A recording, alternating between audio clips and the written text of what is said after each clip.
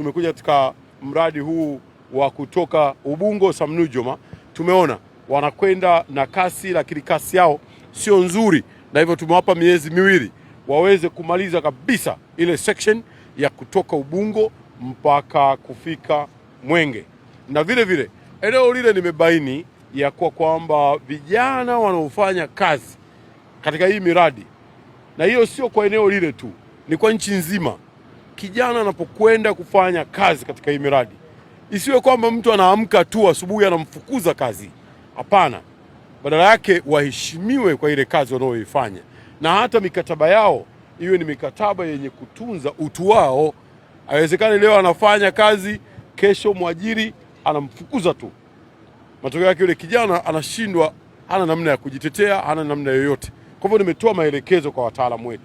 Vinginevyo huyo kijana akutwe na mambo ya hovyo, ubadhirifu, udokozi, uvivu, akikutwa na hayo akafukuzwa, hiyo sasa hatuna namna ya kumtetea.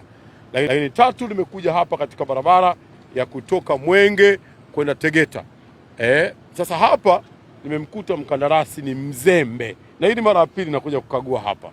Kwa hivyo nimetoa muda kwa wataalamu wangu ya kwamba wakae chini na angalizo la isiyozidi miezi miwili, wamwangalie.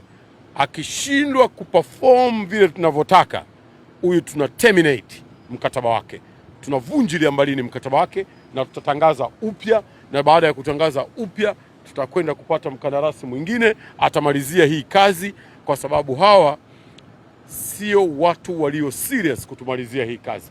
Mkataba ulishakwisha toka mwezi Septemba, tukamwongezea miezi mitatu. Ameshindwa kufika katika malengo yetu, ndio maana nikasema isifike tena muda huo. Sasa hizi tupo katika kuhakikisha kwamba tunataka fedha za Watanzania zifanye kazi yake ipasavyo.